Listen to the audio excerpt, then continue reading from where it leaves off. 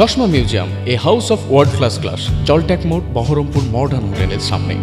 হুমায়ুন কবিরের 3 জন অনুগামী গ্রেপ্তার হওয়ার পর ফের বিজেপির জেলা সভাপতি রেজিনগরে। মুখ্যমন্ত্রীর ঘোষণার পর রেজিনগর ও শক্তিপুরে আমজনতা উন্নয়ন পার্টির মোট 3 জন গ্রেপ্তার হয়। আর গ্রেপ্তারের পরই মঙ্গলবার সন্ধ্যায় আমজনতা উন্নয়ন পার্টির ঠিক অপোজিটে এক চায়ের দোকানে ঠেকে এলেন বিজেপির জেলা সভাপতি। সঙ্গে ছিলেন সংখ্যালঘু যুব মোর্চার জেলা সভাপতি বরকত আলী। সেখানে তিনি বিজেপির নেতাকর্মীদের সঙ্গে নিয়ে হুমায়ুন কবিরের বিরুদ্ধে সুর চড়ালেন।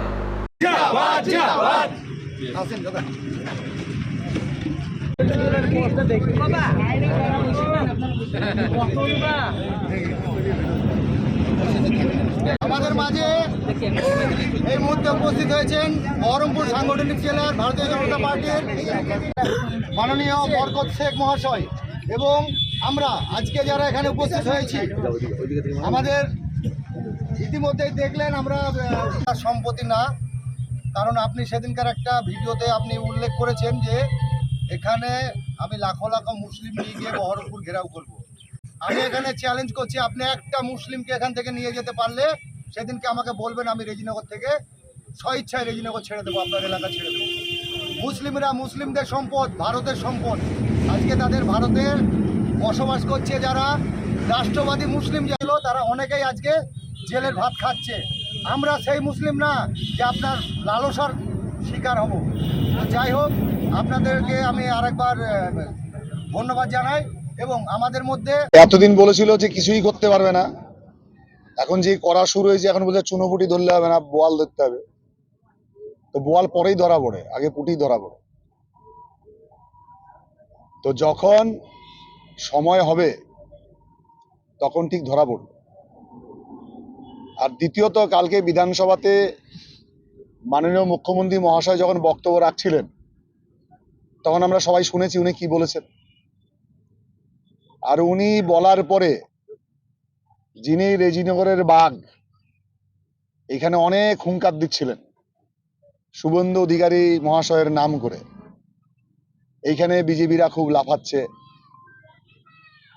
জেলা সভাপতিকে টার্গেট করে অনেক কথা বলছিলেন। কালকে যখন মুখ্যমন্ত্রী মহাশয় যখন বলছিলেন, উনি বিধানসভাতেই ছিলেন, তখন বিধানসভাতেই ছিলেন, রেজিনগরের লোক দেখেছে। বিধানসভাতে যে ছিলেন উনি, তখন কিন্তু আর টের পাওয়া যায়নি কালকে ছিলেন। কালকে বুঝাই যায়নি যে উনি বিধানসভাতে ছিলেন। আর কাশীপুরে যখন ছিলেন তখন বেশ ভালোই বোঝা যাচ্ছিল যে কাশীপুরে আছে, রেজিনগরে আছেন উনি। তখন বক্তব্য রাখছিলেন, গোটা পশ্চিমবঙ্গ শুনছিল।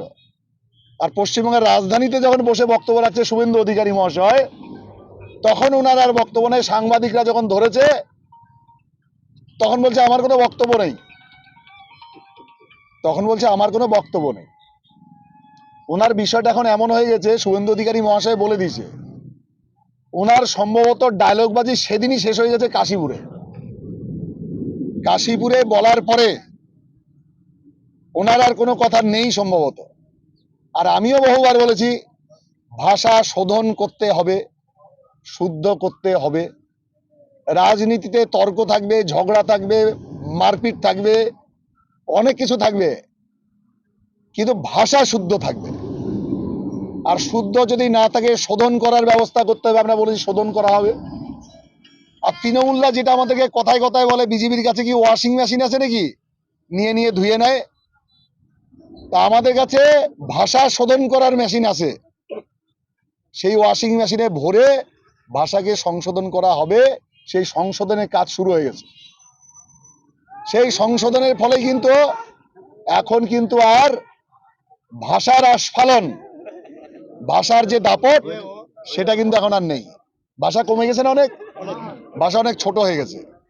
এখন ওনার মুশকিল হয়ে গেছে কি, উনি যেসব ভাষা বলে লোককে এক জায়গায় করতেন, উনি তো জানেন এরপরে যদি আবার বলি তাহলে তো বিরাট মুশকিল অপেক্ষা করছে।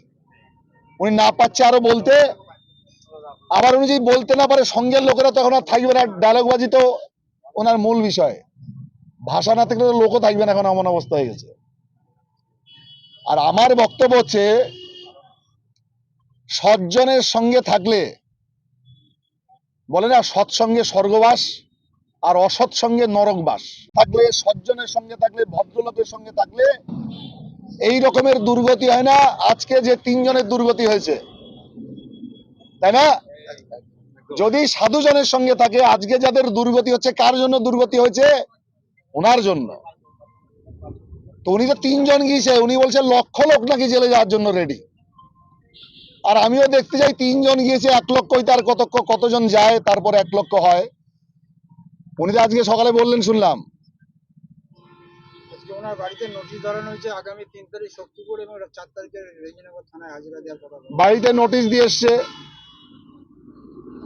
2 থানাতে কেস হয়েছে, থানাতে হাজিরা দিতে বলেছে।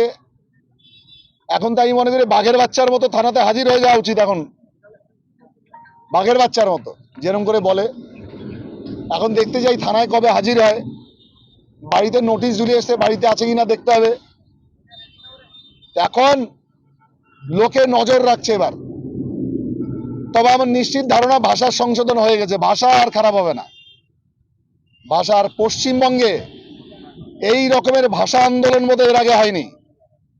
এই ভাষা খারাপ করার পর মুখ্যমন্ত্রী থেকে শুরু করে গোটা পশ্চিমবঙ্গের লোক যেইভাবে এই ভাষার বিরুদ্ধে মুখ খুলেছে, তাতে এই ভাষা আর মনে হয় ওনার মুখ থেকে দ্বিতীয় দিন খারাপ হবে না, এটা আমার বিশ্বাস।